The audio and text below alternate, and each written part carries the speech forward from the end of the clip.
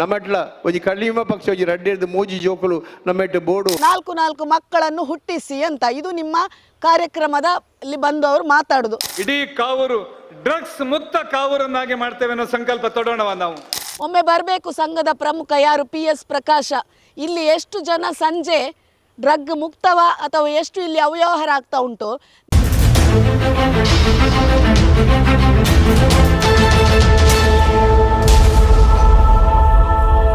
ನೋಡಿ ಇದು ಕಾವೂರು ಕೆರೆ, ಅಲ್ಲೇ ಬರೆದಿದ್ದಾರೆ ನೋಡಿ, ಕಾವೂರು ಕೆರೆ ಪರಿಸರ ಸ್ವಚ್ಛವಾಗಿರಿಸಿ ಮಂಗಳೂರು ಅಂತ. ಮೊನ್ನೆ ಇಲ್ಲಿ ಒಂದು ಕಾವೂರು ಉತ್ಸವ ಅಂತಾಯಿತು. ಕಾವೂರು ಕುಲಾ ಫ್ರೆಂಡ್ಸ್ ಕ್ಲಬ್ನವರು 3 ದಿವಸದ ಕಾವೂರು ಉತ್ಸವವನ್ನು ಆರ್ಗನೈಸ್ ಮಾಡಿದರು. ಯಾವಾಗ? ಏಪ್ರಿಲ್ 24, 25, 26ರಂದು. ಆದರೆ ತಾವುಗಳು ಈ ಕಾರ್ಯಕ್ರಮ ಮಾಡುವಾಗ ಕೆರೆ ಬಗ್ಗೆ ಸ್ವಲ್ಪ ಕಾಳಜಿ ವಹಿಸಬೇಕು. ಈ ಕೆರೆ ಹೆಸರಿಟ್ಕೊಂಡು ನಾವು ಕ್ಲಬ್ಬಿಗೆ ಹೆಸರಿಟ್ಟಿದೆ ಕಾವೂರು ಕುಲಾ ಫ್ರೆಂಡ್ಸ್ ಕ್ಲಬ್ ಅಂತ. ಸ್ಮಾರ್ಟ್ ಸಿಟಿಯಲ್ಲಿ ಸುರಿದಂಥ ಹಣ, ಇಲ್ಲಿ ಅವ್ಯವಹಾರ ಅವ್ಯವಸ್ಥೆಗಳನ್ನು ನಾವೀಗ ತೋರಿಸ್ತೇವೆ ನೋಡಿ. ಇಲ್ಲಿ ಮಹಾಲಿಂಗೇಶ್ವರ ದೇವಸ್ಥಾನ, ಆ ದೇವಸ್ಥಾನದಿಂದ ಇಲ್ಲಿ ಸ್ಟೆಪ್ ಇಳಿದು ಬರ್ತಾರೆ. ಇಲ್ಲಿ ನಾಗನ ಕಟ್ಟೆ, ಇಲ್ಲಿ ನಾಗನಿಗೆ ಪೂಜೆ ಆಗ್ತದೆ. ಆದರೆ ನೋಡಿ, ಶ್ರೀ ಮಹಾಲಿಂಗೇಶ್ವರ ದೇವಸ್ಥಾನ ಕಾವೂರು, ಶ್ರೀ ನಾಗದೇವರ ಸಾನ್ನಿಧ್ಯ.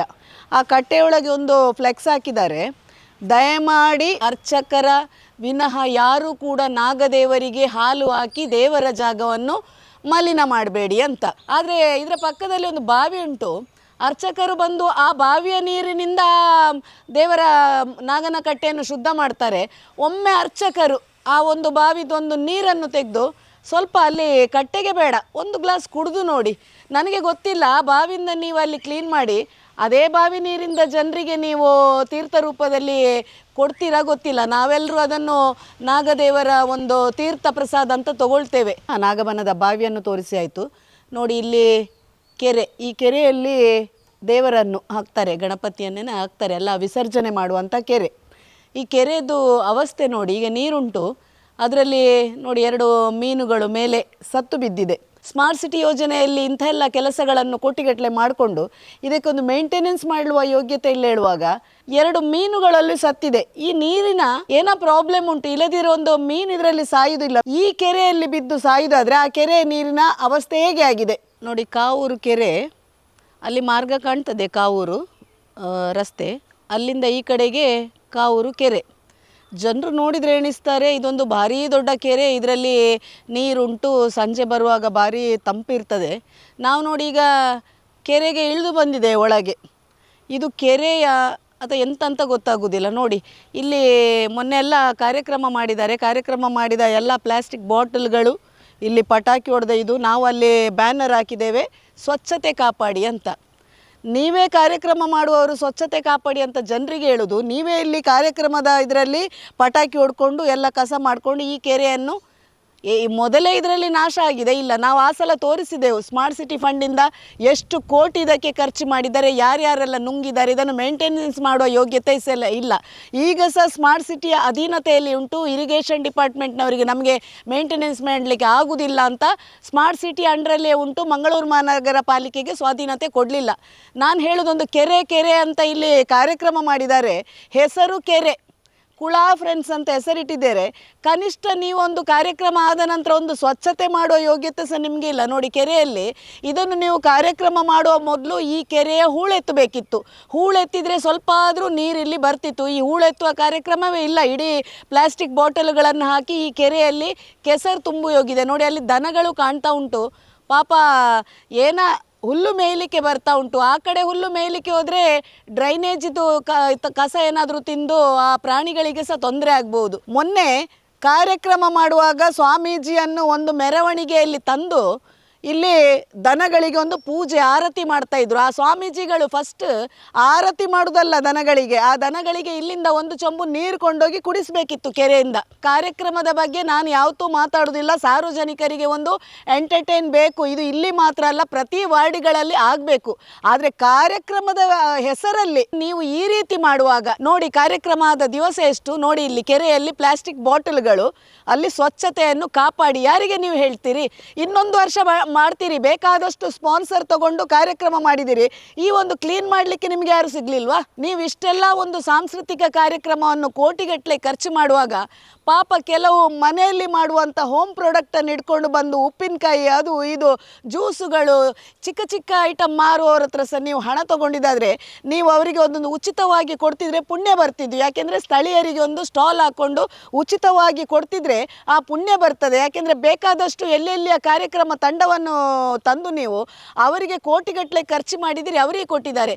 ಅವರು ಸಹ ದುಡಿಯುವವರು, ಹೈಟೆಕ್ ದುಡಿಯುವವರು, ಇದು ಪಾಪದವರು. ಮೊನ್ನೆ ನಾವು ನೋಡಿದ್ದೇವೆ ಎಷ್ಟು ಸ್ಟಾಲ್ಗಳು ಅಲ್ಲಿ ಇದ್ದರು. ಪಾಪ ಹೋಮ್ ಮೇಡ್ ತಂದವರು, ಕೆಲವರು ಜುಮ್ಕ ಮಾಡಿಕೊಂಡು, ಕೆಲವರು ಆರ್ಟ್ ಗ್ಯಾಲರಿ ಇಟ್ಕೊಂಡು. ಕೊಡಿಯಲ್ಲ, ನಗರ ಪಾಲಿಕೆ ಸ್ಮಾರ್ಟ್ ಸಿಟಿ ಯೋಜನೆಯವರು ಶನಿವಾರ ಆದಿತ್ಯವಾರ ಇಲ್ಲಿ ಸ್ಟಾಲ್ಗಳನ್ನು ಹಾಕಲಿಕ್ಕೆ ಕೊಡಿ. ಪಾಪ ಯಾರ್ಯಾರೆಲ್ಲ ಮನೆಯಲ್ಲಿ ಕೂತು ಏನೆಲ್ಲ ತನ್ನ ಮನೆಯಲ್ಲಿ ಇವರು ಬಿಸ್ನೆಸ್ ಮಾಡ್ತಾರೆ ಅದನ್ನು ತಂದು ಜನಗಳಿಗೆ ತೋರಿಸ್ಬೋದು. ಫುಡ್ಡನ್ನು ಇಡಿ, ನಮ್ಮದೇನು ಅಭ್ಯಂತರ ಇಲ್ಲ.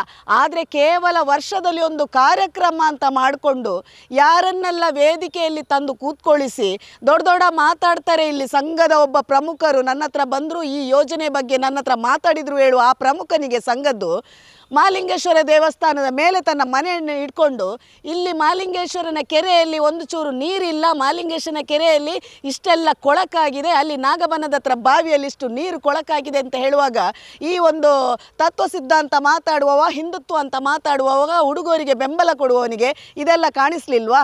ಇನ್ನೊಬ್ಬ ಅತಿಥಿಯಾಗಿ ಬರ್ತಾನೆ, ಇಲ್ಲಿ ಬಂದು ಈ ಕುಳದ ಬಗ್ಗೆ ಮಾತಾಡಬೇಕು, ಕಾರ್ಯಕ್ರಮದ ಬಗ್ಗೆ ಮಾತಾಡಬೇಕು, ಆತ ಬಂದು ಮಾತಾಡೋದು. ನಾಗರಾಜ್ ಶೆಟ್ರ್ ಬರಬೇಕು, ಒಮ್ಮೆ ಈ ಕೆರೆ ನೋಡಬೇಕು. ಎಲ್ಲ ಕಡೆಯಲ್ಲಿ ನೀವು ನಾಗನ ಭಕ್ತರು, ನೀವು ನಾಗಂದು ಹೇಳುವಾಗ ಎಲ್ಲೇ ಓಡಿಕೊಂಡು ನಾಗಮಂಡಲ ಎಲ್ಲ ಮಾಡ್ಕೊಂಡು ಹೋಗೋರು ಇವತ್ತು ಆ ನಾಗನ ಸಾನ್ನಿಧ್ಯದಲ್ಲೇ ಬಾವಿಗೊಮ್ಮೆ ಇಣಿಕಬೇಕು ಅಥವಾ ಆ ಬಾವಿದೊಂದು ಗ್ಲಾಸ್ ನೀರು ಕುಡಿಬೇಕು.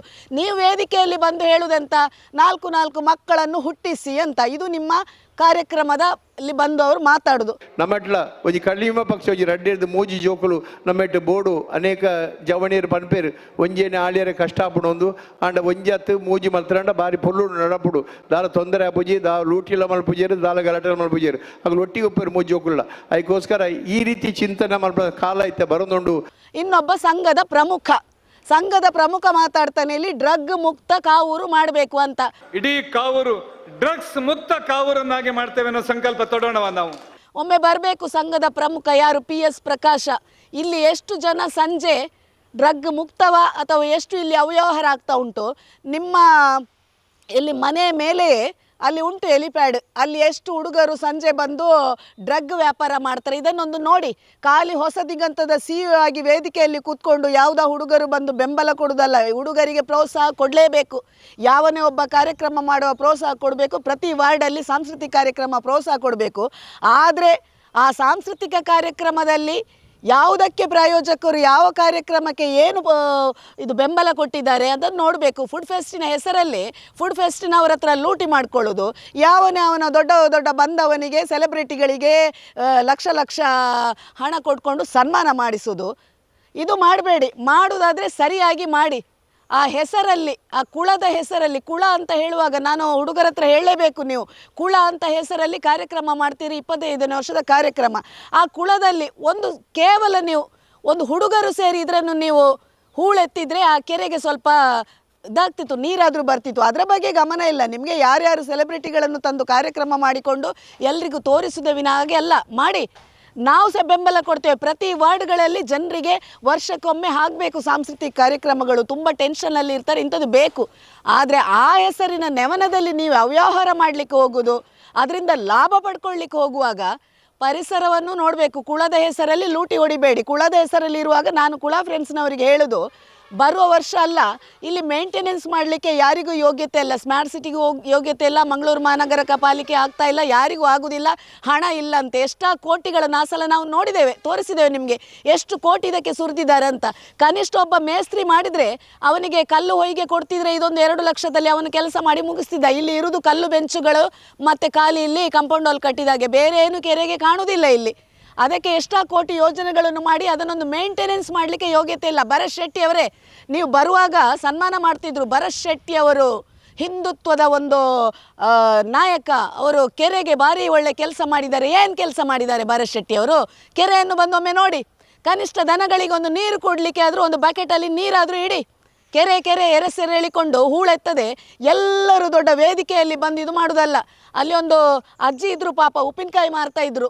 3 ದಿವಸ ಅಜ್ಜಿ ಉಪ್ಪಿನಕಾಯಿ ಮಾರ್ತಾ ಇದ್ರು. ನೀವು 6,000 ಹಣ ತಗೊಂಡಿದ್ದೀರಿ. ಆ ಅಜ್ಜಿಯ ಕೈಯಲ್ಲಿ ಒಂದು ದೀಪ ಹೊತ್ತಿಸಿ ಆ ದನವನ್ನು ನೀವು ಪೂಜೆ ಮಾಡ್ತಿದ್ದೀರಿ. ಆ ಅಜ್ಜಿಗೆ ನೀವು ಸಪೋರ್ಟ್ ಮಾಡಬೇಕಿತ್ತು. ಉಪ್ಪಿನಕಾಯಿ ತಂದು 6,000 ನೀವು ತಗೊಂಡಿದ್ದೀರಲ್ಲ.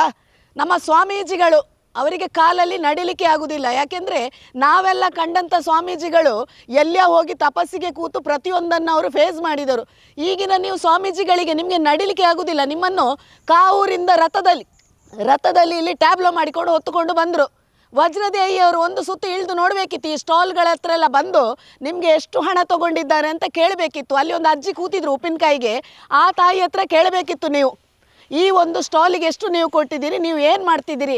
ಆ ತಾಯಿ ಉಪ್ಪಿನಕಾಯಿ ಮಾರಿ ದುಡಿದು ತಿನ್ನೋದಾದರೆ ನಿಮಗೆಲ್ಲ ಏನು ದುಡಿದು ತಿನ್ನಲಿಕ್ಕೆ ಆಗೋದಿಲ್ವ? ನಿಮಗೆ ರಥ ಬೇಕು ಹಿಡ್ಕೊಂಡು ಬರಲಿಕ್ಕೆ? ರಥ ಬರಬೇಕಾ? ಆ ರಥಕ್ಕೆ ಅಷ್ಟು ಖರ್ಚು ಮಾಡುವವರು ಆ ಅಜ್ಜಿಗೆ 6,000 ಕೊಟ್ಟು ನೀವು ಉಪ್ಪಿನಕಾಯಿಗೆ ಸ್ಟಾಲ್ ಕೊಟ್ಟಿದ್ದೀರಲ್ಲ, ಅವರಿಗೆ ಕೊಡ್ಬೋದಿತ್ತಲ್ಲ. ಅಲ್ಲಿ ಒಂದು ಹುಡುಗಿ ಇದ್ಲಲ್ಲ, ಆರ್ಟ್ ಗ್ಯಾಲರಿಯ ಹುಡುಗಿಗೆ 2,500 ಎಲ್ಲ ನಾವು ಲೆಕ್ಕ ತೆಗೆದುಕೊಂಡು ಬಂದಿದ್ದೇವೆ. ನೀವು ಎಷ್ಟು ಲೆಕ್ಕ ಕೊಟ್ಟಿದ್ದೇವೆ, ಯಾರಿಂದ ಎಷ್ಟು ದೋಚಿದ್ದೀರಂತ. ಸ್ವಾಮೀಜಿಗಳು ಇಲ್ಲಿ ಬಂದು ಮಾತಾಡೋದಲ್ಲ. ಎಲ್ಲರೂ ನೀವು ಹೇಳಿದ್ದೀರಿ ಕುಳವನ್ನು ಇದು ಮಾಡಬೇಕು, ನೀರು ಬರಬೇಕಂತ. ಒಮ್ಮೆ ಮಾಡಿ ಎಲ್ಲರೂ ಬಂದು, ಸ್ವಾಮೀಜಿ ನಿಮ್ಮ ವಜ್ರ ತಂಡ ಬಂದು ಇಲ್ಲಿ ಕುಳ ಫ್ರೆಂಡ್ಸ್ ಯಾರೆಲ್ಲ, ನಾಗರಾಜ್ ಶೆಟ್ರ, PS ಪ್ರಕಾಶ ಯಾರೆಲ್ಲ ಬಂದಿದ್ರೆ ಜವಾಬ್ದಾರಿ ತೊಗೊಂಡಿದ್ದಾರೆ, ಈ ಕೆರೆಯನ್ನೊಂದು ಸರಿ ಮಾಡಿ.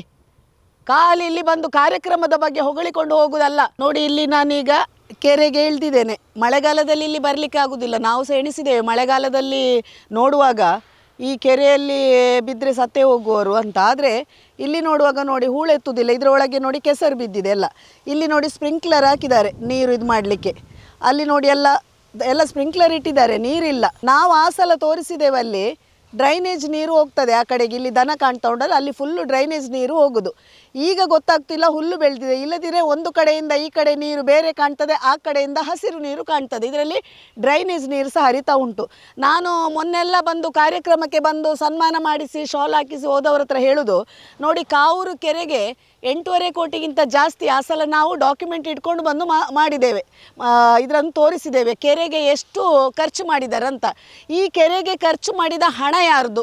ನಮ್ಮ ಟ್ಯಾಕ್ಸಿನ ಹಣದಿಂದ 8.5 ಕೋಟಿ ಇಲ್ಲಿ ಖರ್ಚು ಮಾಡಿದ ನಂತರ ಇದರಿಂದ ಏನಾದರೂ ಜನರಿಗೆ ಪ್ರಯೋಜನ ಆಗಬೇಕು.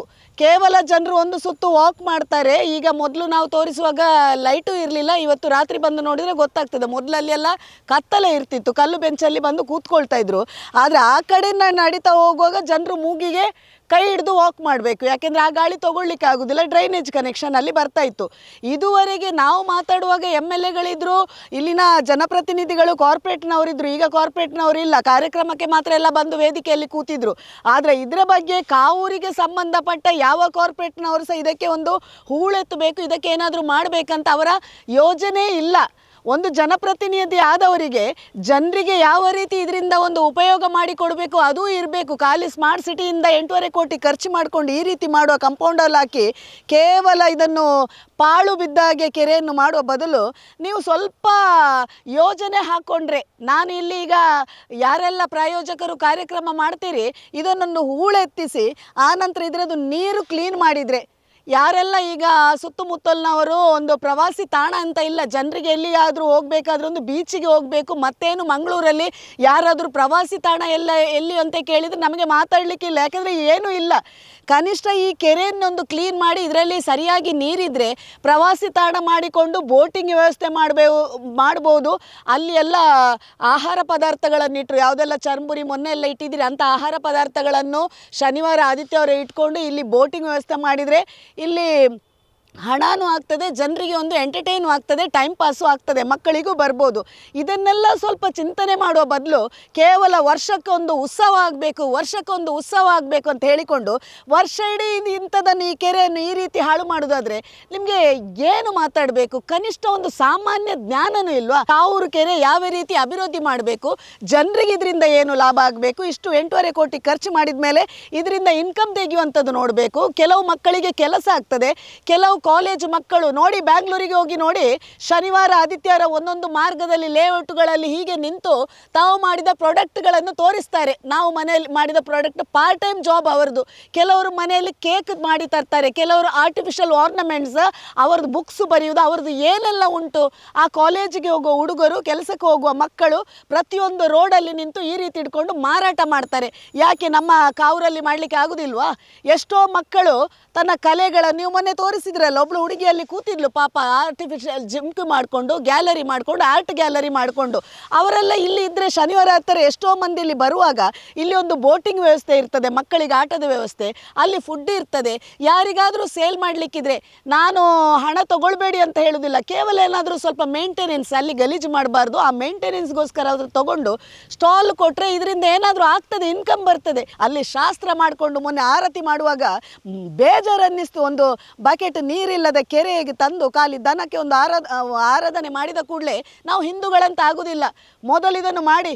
ಇಲ್ಲಿ ನೀವು ಕಾರ್ಯಕ್ರಮ ಮಾಡುವಾಗ ಇಲ್ಲಿ ಜಾತಿ ಧರ್ಮ ಮತ ಬಿಟ್ಟು ಎಲ್ಲರೂ ಒಂದಾಗಿ, ಕಾವೂರು ಹೇಳುವಾಗ ಏನು, ಇಲ್ಲಿ ಯಾರ ವ್ಯಕ್ತಿಗತವಾಗಿ ಯಾವುದೇ ಜಾತಿ ಧರ್ಮ ಮತ ಬರಬಾರ್ದು. ಕಾರ್ಯಕ್ರಮ ಮಾಡುವಾಗ ಎಲ್ಲರ ಹತ್ರ ತಗೊಂಡಿದ್ದೀರಿ. ಬಂದು ಬೋಧನೆ ಮಾಡುವವರು ಮಾತಾಡುವುದೇ ಹಿಂದುತ್ವದ ಬಗ್ಗೆ, ಅದರ ಬಗ್ಗೆ, ಅದನ್ನೆಲ್ಲ ಬದಿಗಿಟ್ಟು ಅಭಿವೃದ್ಧಿ ಕಡೆ ಗಮನ ಕೊಡಿ. ಇದು ಏನೂ ಇಲ್ಲ. ಇನ್ನು ಈ ಸಲ ಮಾತಾಡಿ ಹೋದವ ನೆಕ್ಸ್ಟ್ ವೇದಿಕೆ ಬಂದು ಬೊಗಳೆ ಬಿಡುವ.